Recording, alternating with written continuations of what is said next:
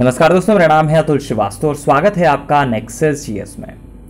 तो daily top 10 questions की series चलाई जा रही है नेक्सस जीएस की प्रोफाइल पर, नेक्सस जीएस के यूट्यूब चैनल पर और नेक्सस जीएस की फेसबुक प्रोफाइल पर। और इसके अलावा करंट अफेयर्स की एक सीरीज चलाई गई है 1 जून 2020 से, तो बहुत ईजिली आप वहाँ पे देख सकते हैं कौन से टॉपिक हैं जो आपके लिए महत्वपूर्ण है करंट अफेयर में, क्या चीज़ें आपको पढ़नी होती हैं एक दिन में और क्या चीज़ें नहीं पढ़नी होती हैं। और उसी तरह से आपका जीएस में कौन कौन से टॉपिक हैं जो महत्वपूर्ण हैं, आपका आगामी जो परीक्षाएं हैं आपकी, तो उनमें क्या क्या चीज़ें पूछी जा सकती हैं।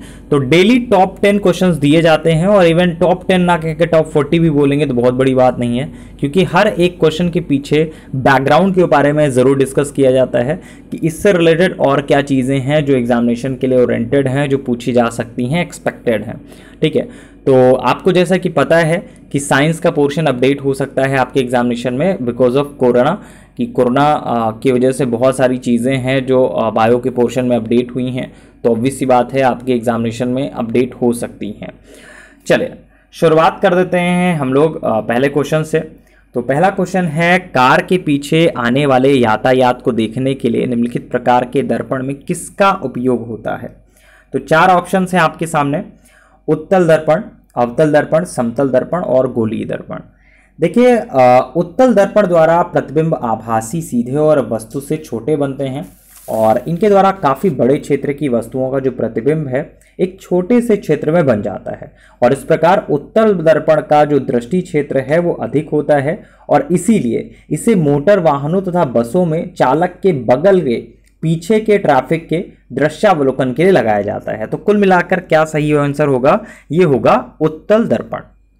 नेक्स्ट पॉइंट पे आ जाते हैं, प्रकाश के एक बिंदु स्रोत को 2 समानांतर समतल दर्पण के मध्य रखने पर कितने प्रतिबिंब बनेंगे।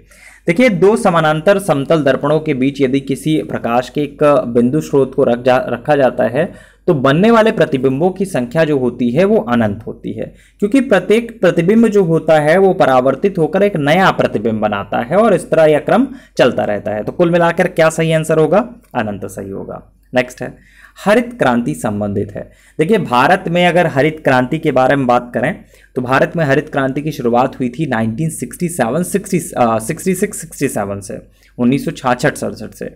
तो हरित क्रांति प्रारंभ करने का जो श्रेय है नोबेल पुरस्कार विजेता नॉर्मन बोरलॉग साहब को जाता है और उनके द्वारा विकसित उन्नत किस्म के गेहूं के बीजों द्वारा इसकी उत्पादकता को 2 से 2.5 गुना बढ़ाए जाने में सफलता मिली, जो कि हरित क्रांति का आधार बनी।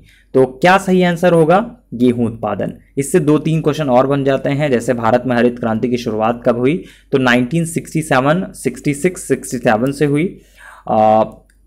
इसका प्रारंभ किसने किया, तो हरित क्रांति का जो प्रारंभ है उसका श्रेय नोबेल पुरस्कार विजेता नॉर्मन बोरलॉग साहब को जाता है। नेक्स्ट पॉइंट पे है, ट्रांजिस्टर बनाने के लिए सर्वाधिक प्रयुक्त पदार्थ है, तो कौन सा है। 4 ऑप्शन हैं आपके सामने। देखिए, ट्रांजिस्टर के निर्माण में सिलिकॉन तथा जर्मेनियम जैसे अर्धचालकों का प्रयोग किया जाता है, तो ऑप्शन क्या सही होगा, ये इसमें होगा सिलिकॉन सही। नेक्स्ट पॉइंट है, विंध्य शहरों में जिसके वृहद भंडार पाए जाते हैं। 4 ऑप्शन हैं आपके सामने, चूना पत्थर, बेसॉल्ट, लिग्नाइट, लौह-अयस्क। तो क्या इसका सही आंसर होगा। देखिए, विंध्य क्रम की शैलों में स्थूल, मध्य और सूक्ष्म कण वाले जो बलुआ पत्थर होते हैं, शैल होते हैं, और चूना पत्थर हैं, ये सम्मिलित होते हैं। जहां निचली विंध्य शैलें जो है वो चूनेदार, मृणय और सागरी हैं, वहीं पर ऊपरी विंध्य शैलें जो हैं नदी और ज्वार नदमुखी हैं। चूने का पत्थर जो है सीमेंट उद्योग का आधार होता है। तो कुल मिलाकर क्या सही होगा, चूना पत्थर इसमें सही आंसर होगा। नेक्स्ट है, भारत के निम्न में से किस भाग में खनिज संसाधनों के सबसे बड़े भंडार पाए जाते हैं। 4 ऑप्शन हैं आपके सामने, कौन सबसे ज्यादा भंडार पाए जाते हैं। तो भारत में दक्षिण पूर्व में खनिज संसाधनों के सबसे बड़े भंडार पाए जाते हैं। छोटा नागपुर पठार, दंडकारण्य पठार और उड़ीसा पठार इसी क्षेत्र में अवस्थित हैं। होपफुली सभी को पता रहा होगा, और नहीं पता रहा होगा तो भी आपको पढ़ने की आवश्यकता है। नेक्स्ट पॉइंट है, निम्न में से खनिज संसाधनों की सर्वाधिक संपन्नता है जहां वह है। तो कहां पे सर्वाधिक आपका संपन्नता है, तो खनिज संसाधनों की संपन्नता की दृष्टि से अगर हम लोग बात करें तो उपयुक्त राज्यों में से कर्नाटक का जो स्थान है वो अग्रणी है। नेक्स्ट पॉइंट पे आ जाते हैं, नेक्स्ट क्वेश्चन आपका क्या कहता है उस पर आ जाते हैं। ब्लैक होल की जानकारी के बारे में है, तो ब्लैक होल की जानकारी सर्वप्रथम दी थी। तो ब्लैक होल जो है एक ऐसा खगोलीय क्षेत्र है जिसका गुरुत्वाकर्षण क्षेत्र इतना शक्तिशाली होता है कि प्रकाश सहित कुछ भी इसके खिंचाव से बच नहीं सकता। भारतीय अमेरिकी खगोलविद हैं सुब्रमण्यम चंद्रशेखर साहब। चंद्रशेखर सीमा मतलब चंद्रशेखर लिमिट के सिद्धांत का प्रतिपादन करने के लिए फेमस है। उनके सिद्धांत के अनुसार सफेद बौने तारे एक निश्चित द्रव्यमान प्राप्त करने के बाद अपने भार में और वृद्धि नहीं कर सकते, फाइनली वे आपका ब्लैक होल बन जाते हैं। और उन्होंने बताया कि जिन तारों का द्रव्यमान जो है सूर्य के द्रव्यमान से करीब 1.44 गुना अधिक हो जाता है वो फाइनली सिकुड़ कर बहुत भारी हो जाते हैं। और इस योगदान के लिए उन्हें वर्ष 1983 में भौतिकी के नोबेल पुरस्कार से सम्मानित किया गया था। तो ब्लैक होल की जानकारी सर्वप्रथम किसने दी थी? एस चंद्रशेखर साहब ने। नेक्स्ट है आइंस्टाइन को नोबेल पुरस्कार के बारे में बात करें तो ये बहुत पूछा गया है, आपका यूवी कमीशन में बार बार पूछा जाता है। देखिए वर्ष 1921 की बात है, भौतिक विज्ञान के क्षेत्र का नोबेल पुरस्कार जो है अल्बर्ट आइंस्टाइन को प्रकाश वैद्युत प्रभाव के नियम की खोज के लिए प्रदान किया गया था। ठीक है, तो थर्ड ऑप्शन इसमें सही होगा। नेक्स्ट पॉइंट पे आ जाते हैं। प्रेशर कुकर में भोजन कम समय में तैयार हो जाता है क्योंकि? देखिए प्रेशर कुकर में वायुदाब जो है सामान्य कमरे के वायुदाब से लगभग 2 गुना होता है और यही एक बहुत बड़ा कारण है कि इसमें पानी लगभग 120 डिग्री सेंटीग्रेड पर उबलता है, फाइनली इससे अधिक ऊष्मा होती है और यही कारण है कि प्रेशर कुकर में खाना जो है वो जल्दी पकता है। तो ऑप्शन क्या सही होगा? ऑब्वियस सी बात है फर्स्ट ऑप्शन सही होगा। नेक्स्ट है भारत का सबसे महत्वपूर्ण खनिज युक्त रॉक तंत्र है। देखिए भारत में जो सबसे महत्वपूर्ण खनिज युक्त शैल तंत्र है वो धारवाड़ तंत्र है और ये शिलाएं जो हैं अत्यधिक धात्विक हैं जिसमें सोना, लोहा, मैग्नीज, अभ्रक, कोबाल्ट, क्रोमियम, तांबा, टंगस्टन, सीसा ये सारे के सारे खनिज प्राप्त होते हैं। तो क्या सही होगा? धारवाड़।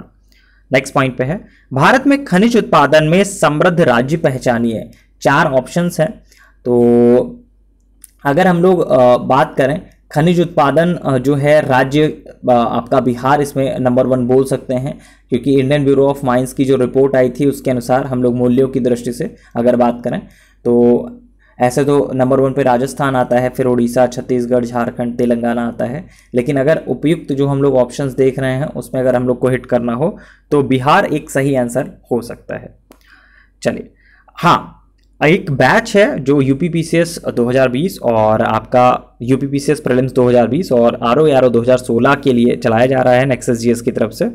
तो अगर इस बैच में एडमिशन लेना हो तो हमारे व्हाट्सएप नंबर 7080540001 पर डेमो लिखकर भेज दीजिए। आपको एक दिन की क्लास डेमो के रूप में मिल जाएगी और ये पेड बैच है। इसके बारे में संपूर्ण जानकारी जो है आपको हमारे क्लास से हमारे जो व्हाट्सएप नंबर है उससे प्रोवाइड हो जाएगी, किस तरह से क्या क्लासेस मिलेंगी और क्या क्या चीज़ें हो सकती हैं। और निश्चिंत होकर आप एडमिशन ले सकते हैं क्योंकि लास्ट ईयर जो बैच गया है समीक्षा अधिकारी का उसमें से 2 फाइनल सिलेक्शन हुए हैं और दोनों ही प्रथम प्रयास में अपने जो अटेम्प्ट है, जो आपका पहला अटेम्प्ट था उसी में उन्होंने समीक्षा अधिकारी की पोस्ट प्राप्त की है, वासुदेव जी और सिंधुजा मिश्रा जी।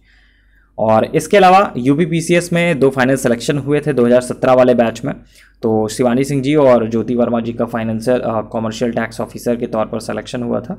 तो निश्चिंत होकर आप एडमिशन ले सकते हैं और जो चीज़ें हैं उनका विधिवत तौर से लाभ उठा सकते हैं। वीकली आपका टेस्ट होता है जो आपकी चीज़ें हैं और इसके अलावा एक वेडनेसडे को टेस्ट भी होता है जो फुल टेस्ट होता है। तो हर एक बुधवार को आपका एक फुल टेस्ट भी होता है जिससे आपकी प्रैक्टिस बहुत अच्छी रहेगी। 2 चीज़ें फोकस कराई जाती हैं नेक्सस जीएस पे, आगामी आपका क्या बन सकता है और रिवीजन किस तरह से करना है आपको। ठीक है, क्या नहीं पढ़ना है आपको ये बताया जाएगा। एग्जैक्टली बुक में क्या क्या चीज़ें पढ़नी है ये आपको बताई जाएंगी। आपको ये नहीं बताया जाएगा कि आपको ये बुक पढ़नी है, ये बुक पढ़नी है, ये बुक पढ़नी है। हमें पता है बहुत अच्छे से कि सारे लोगों ने बहुत अच्छे से बुक्स पढ़ ली है, बस दिक्कत ये है कि अब उन चीज़ों को याद कैसे रखा जाए। तो इन सारी चीज़ों के बारे में डिस्कस होता है और इन्हीं मेन चीज़ों के बारे में हम लोग लगातार काम करते हैं। तो होपफुली चीज़ें समझ में आ चुकी होंगी और अगर आ चुकी हैं और ये वीडियो अच्छा लगा है तो नेक्सस जीएस के फेसबुक प्रोफाइल को लाइक कर लीजिए और जो हमारा यूट्यूब चैनल है उसको सब्सक्राइब कर लीजिएगा। और जो ये वीडियो है, अगर ये वीडियो अच्छा लगा हो तो एक लाइक कर दीजिएगा इस वीडियो पर। लाइक देखकर थोड़ा सा ठीक लगता है। चलिए फिलहाल के लिए थैंक यू।